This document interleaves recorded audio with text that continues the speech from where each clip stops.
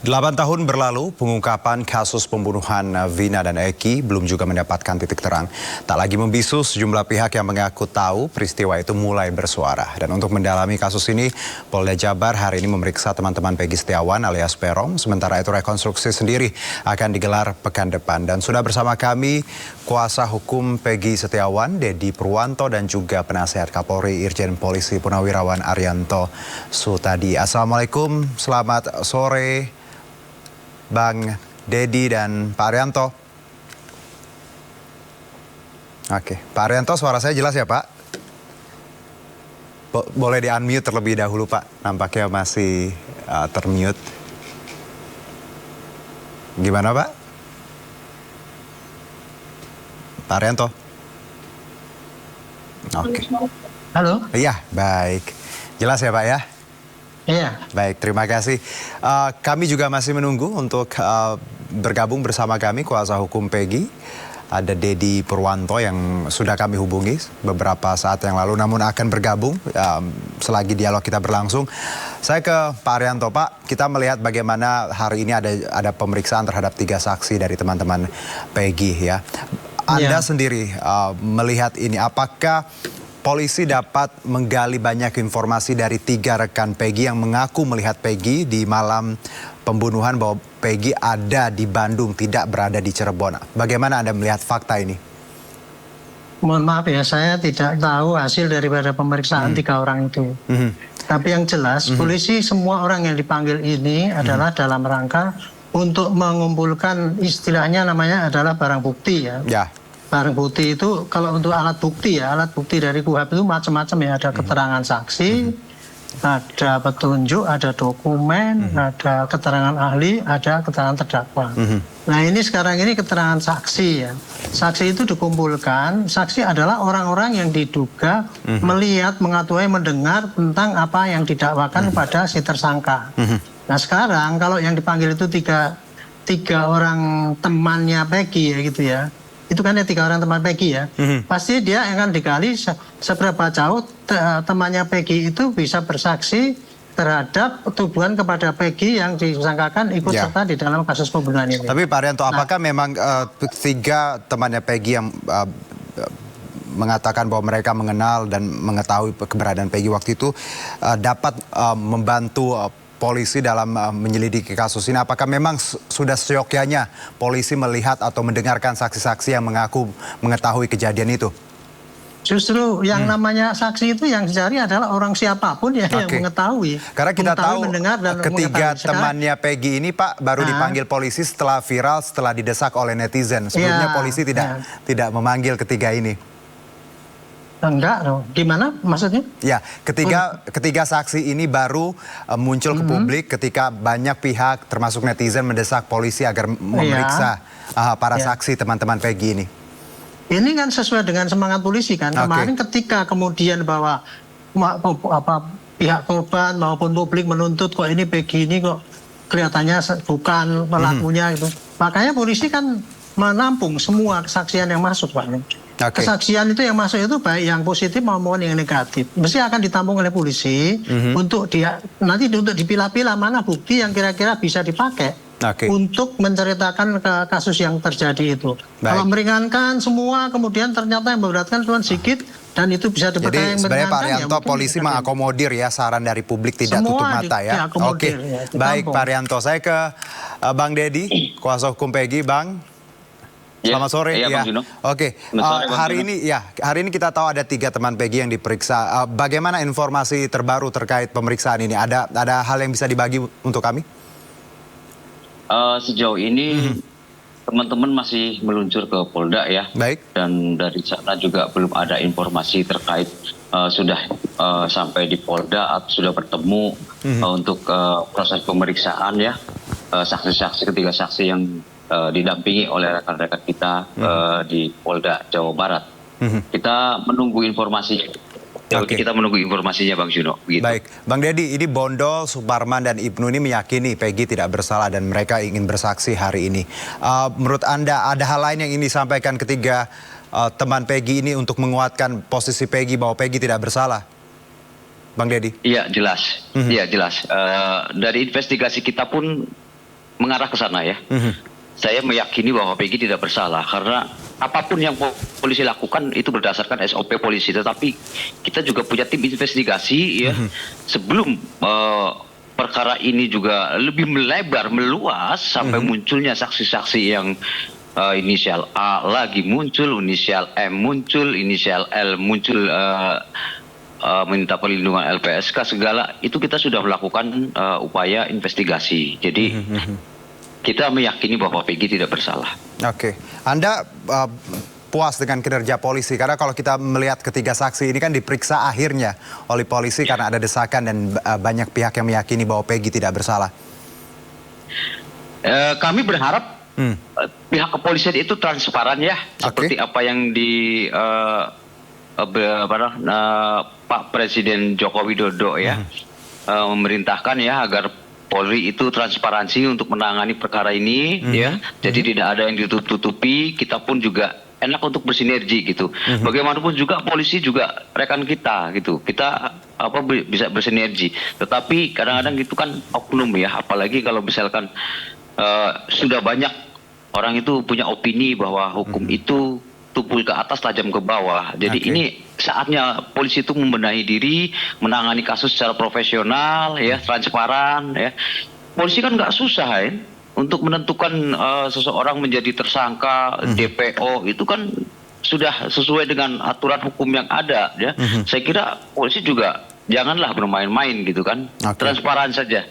Baik, saya kembali ke Pak Arianto bahwa tadi Pak tidak mungkin polisi gegabah ketika menetapkan seseorang tersangka atau bersalah. Bagaimana Anda menanggapi ini?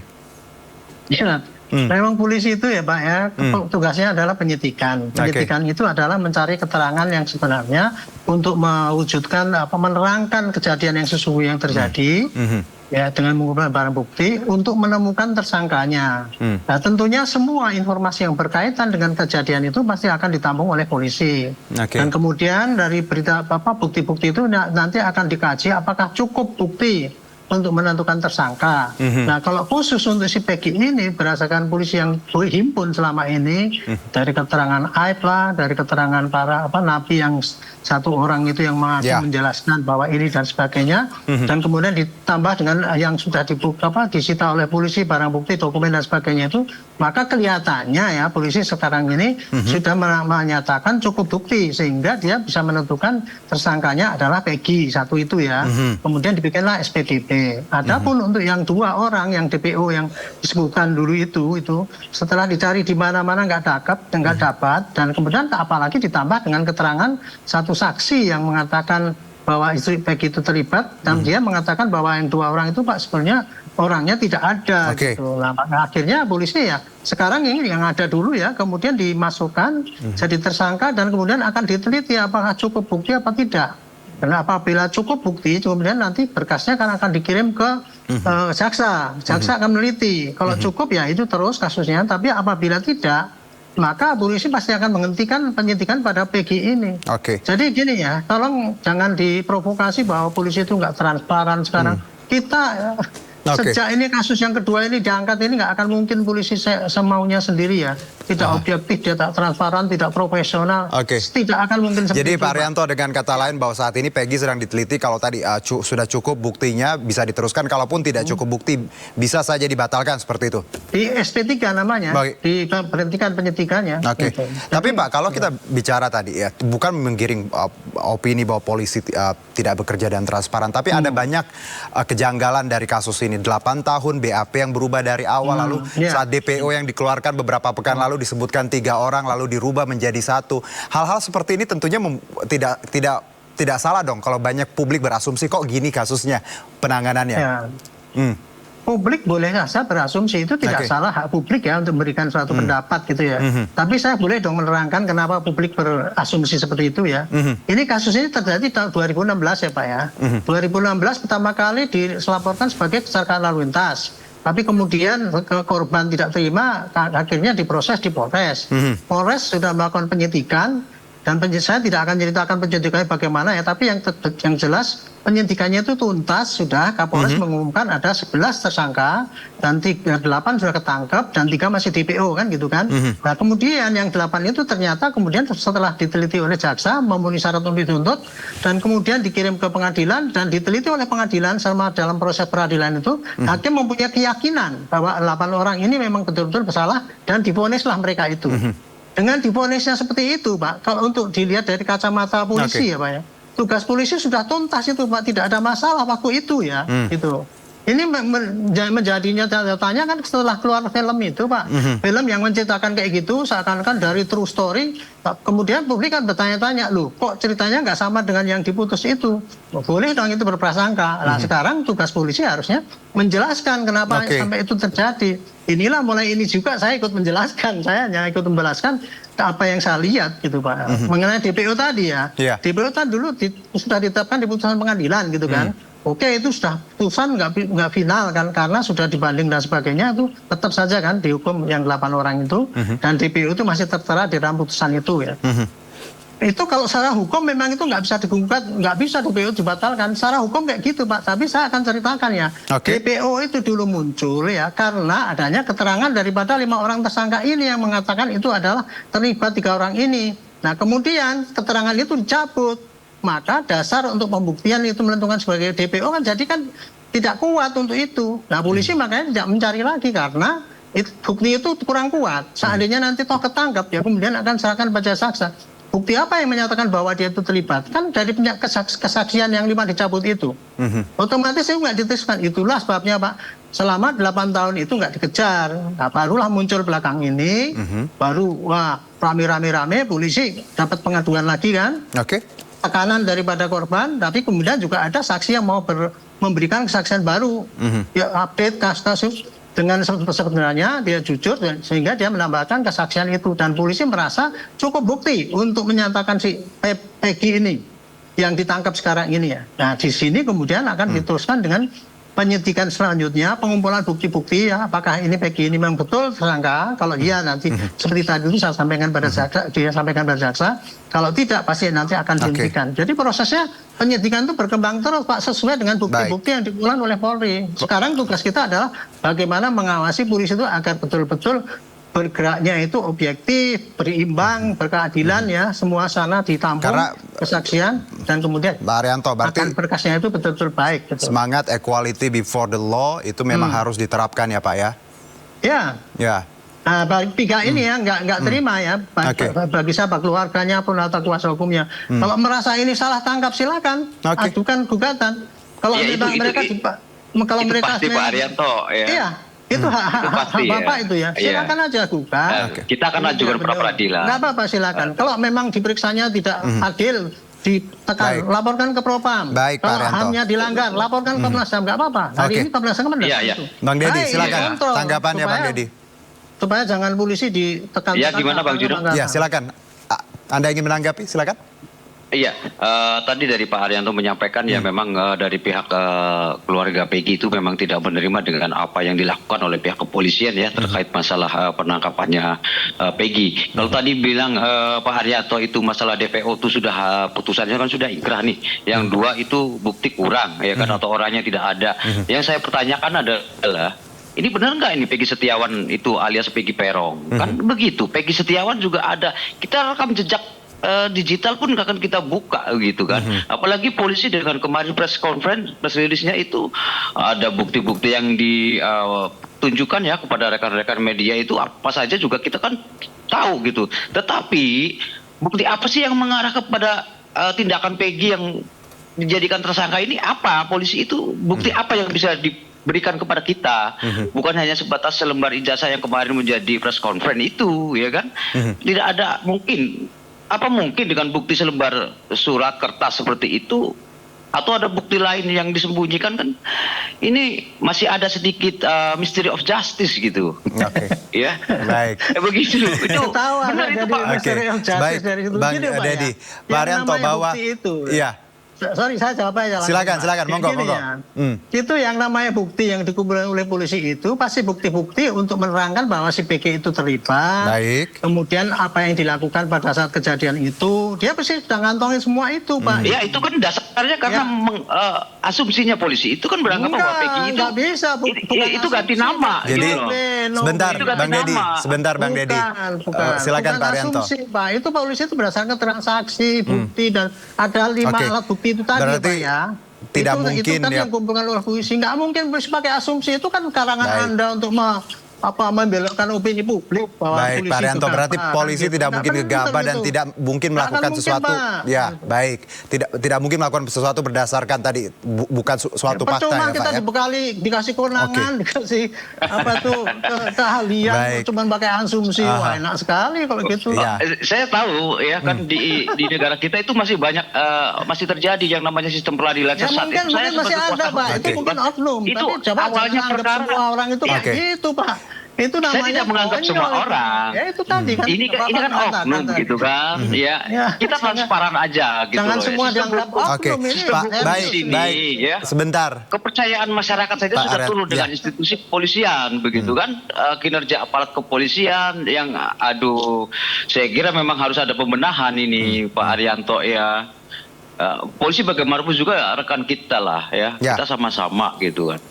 Ya gimana Mas Juno? Oke, baik. Saya ke Pak Arianto, Pak. Pak, gini Pak, kita apresiasi polisi kembali membuka kasus ini, kembali melacak bagaimana sebenarnya fakta di lapangan. Tapi ada, kalau dari sudut pandang Anda Pak Arianto, apakah tadi bahwa ada pandangan publik ketika bicara kasus ini penuh dengan tekanan, penuh dengan pressure, manipulasi ketika kasus ini terjadi dan hingga 8 tahun. Apakah hal ini juga sebenarnya wajar?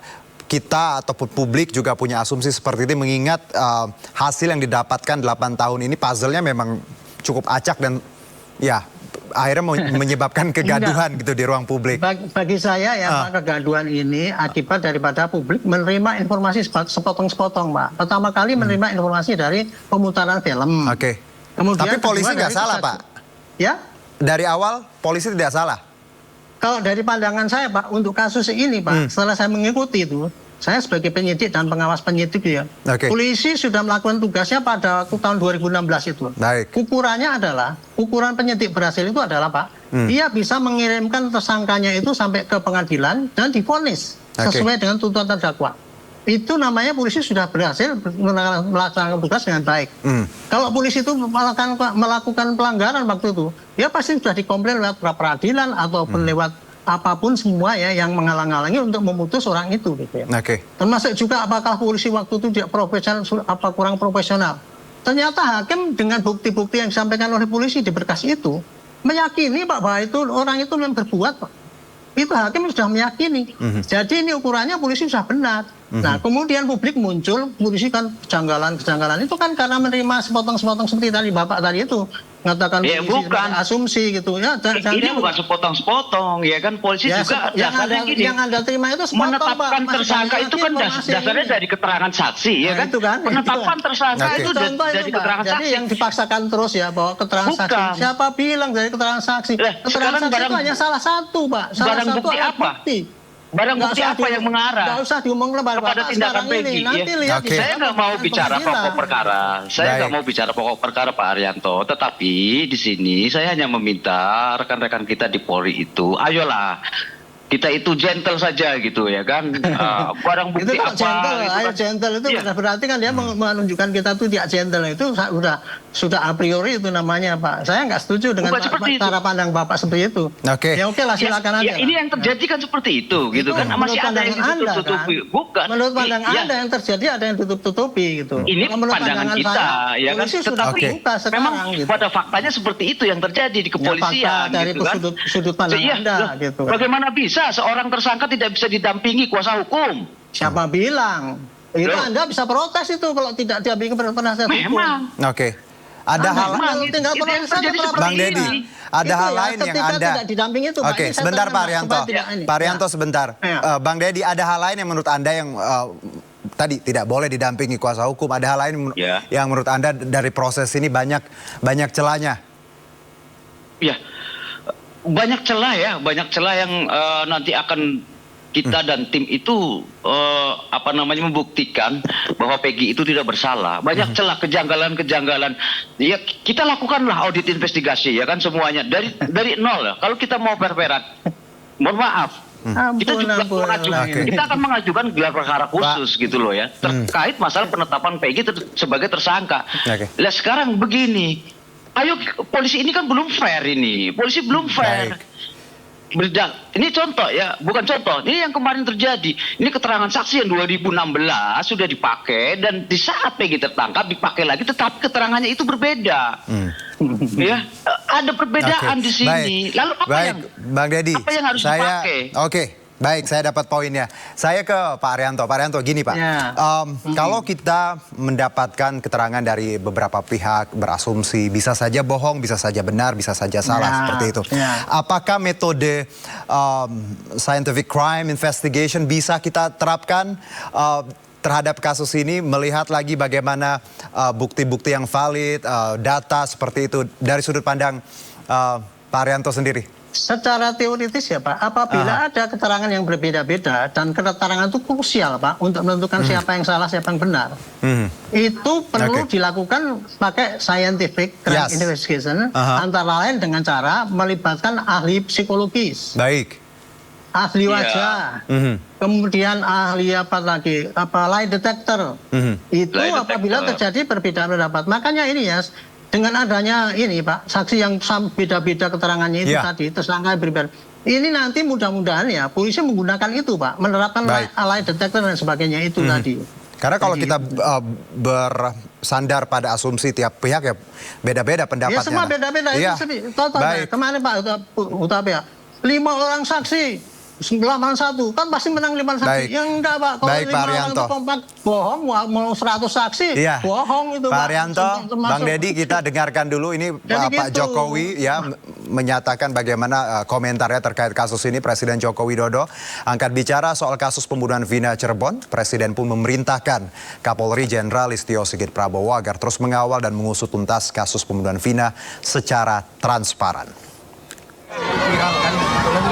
Tanyakan ke Kapolri. Saya sudah menyampaikan agar kasus itu betul-betul dikawal dan transparan, terbuka semuanya. Tidak ada yang perlu ditutup-tutupi. Kalau ada.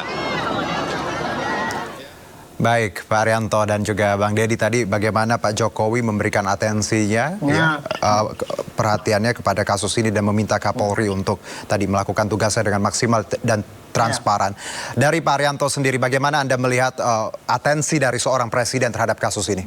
Ya, sebelum Bapak Presiden bilang gitu Pak, seminggu yang lalu Pak Kapolri sudah merintahkan pada jajarannya, tangani ini secara serius ya, hati-hati, dan kemudian supaya transparan, dan satu lagi Pak, berkeadilan sesuai dengan semoto presisi itu.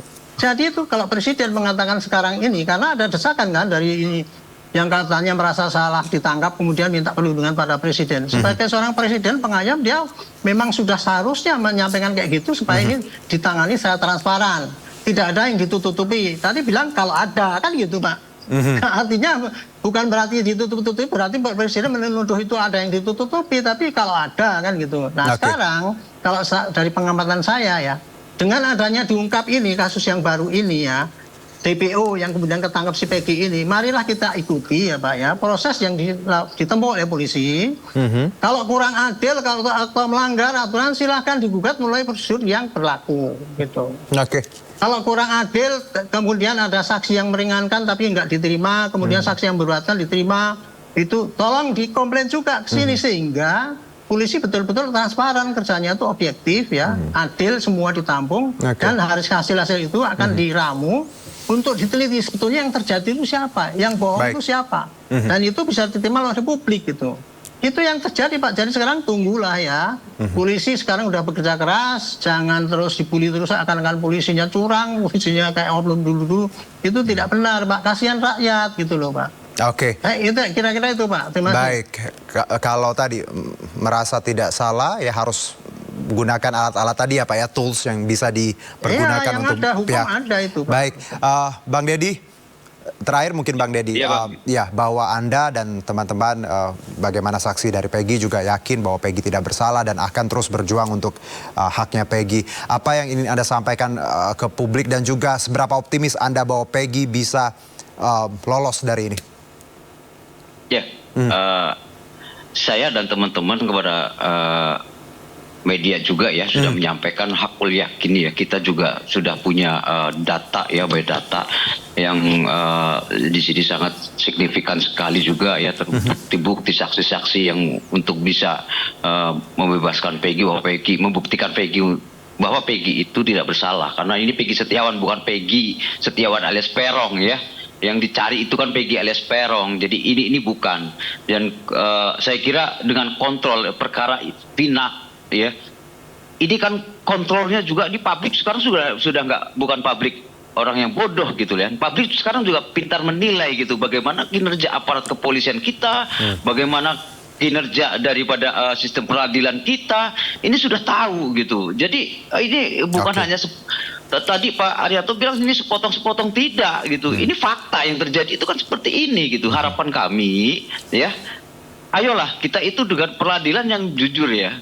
Jujur adil gitu kan, karena muara awalnya itu kan dari kepolisian ya, dari kepolisian nanti baru setelah itu penyidikan dari kepolisian kirimlah ke kejaksaan untuk diolah di sana. Jadi kalau dari bawahnya saja sudah kotor, bagaimana nanti ke atasannya? Atasnya nanti akan lebih keruh lagi itu ya. Saya harap ini biar sistemnya peradilan kita, polisi juga sekarang sudah membuka kasus ini, mungkin beranggapan ini sudah fair, sudah transparan. Bagi kami belum. Baik, ya.